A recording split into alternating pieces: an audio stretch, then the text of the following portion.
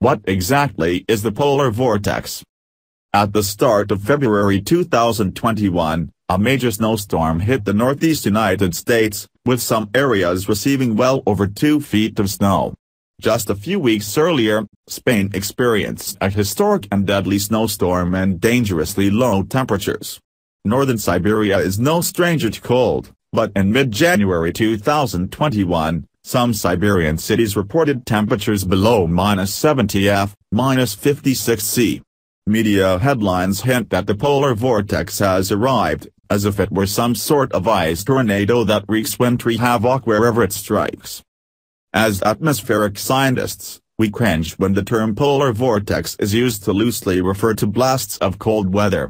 The actual polar vortex can't put snow in your backyard, but changes in the polar vortex can load the dice for wintry weather, and this year, the dice rolled Yahtzee. The winds of winter. The polar vortex is an enormous, three-dimensional ring of winds that surrounds the North and South poles during each hemisphere's winter. These winds are located about 10 to 30 miles, 16 to 50 kilometers, above Earth's surface, in the layer of the atmosphere known as the stratosphere. They blow from west to east with sustained speeds easily exceeding 100 miles per hour, 160 kilometers per hour.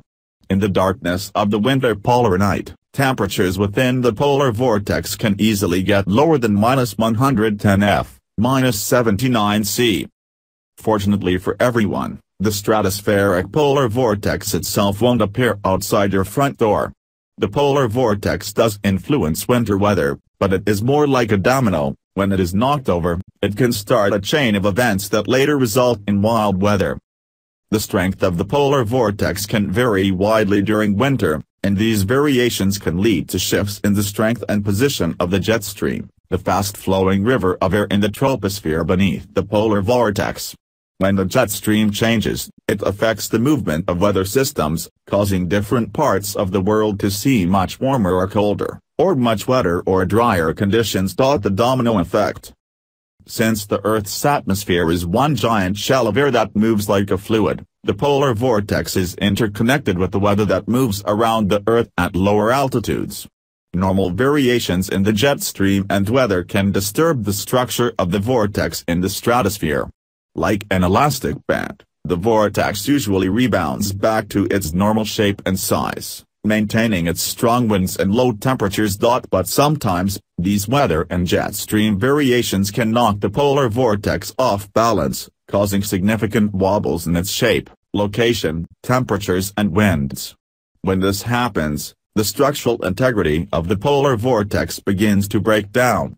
If this happens often enough over a period of time, everything can go haywire with the polar vortex as the winds break down and the vortex warms up. This is precisely what has unfolded this year. On January 5th, the polar vortex was completely thrown out of whack by an event called the sudden stratospheric warming. Sudden stratospheric warming is the technical name for these violent disturbances that severely distort and weaken the vortex, knocking it off of the pole or even ripping it apart. When this happens, temperatures in the normally cold polar stratosphere explosively rise by as much as 90 F, 50 C, over the span of a few days, hence the name of these events. At this point, the domino has tipped over. Eventually the jet stream feels the effects of the weakened polar vortex above, and it can begin to undulate. When the jet stream gets wavy, it can dip farther south, bringing cold air and winter storms with it. The January 2021 event pushed the polar vortex from its normal position over the North Pole all the way over to Europe and Siberia, nearly pulling it apart multiple times in the process. It can take weeks or months for the polar vortex to recover from something like this. While the vortex pieces itself back together, the undulating, curvy jet stream can bring frigid Arctic air and winter storms to the US and Europe while allowing unusually warm weather to get into the far north. A strong polar vortex means warmer, not colder, weather.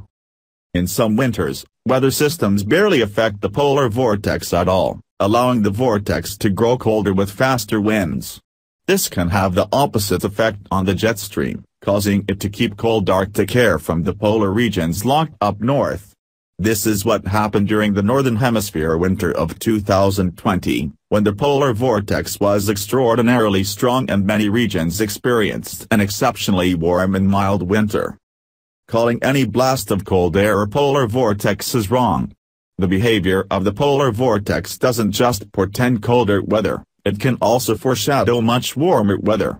Most of the time the polar vortex has little influence on winter weather as it flows like normal, miles above the surface.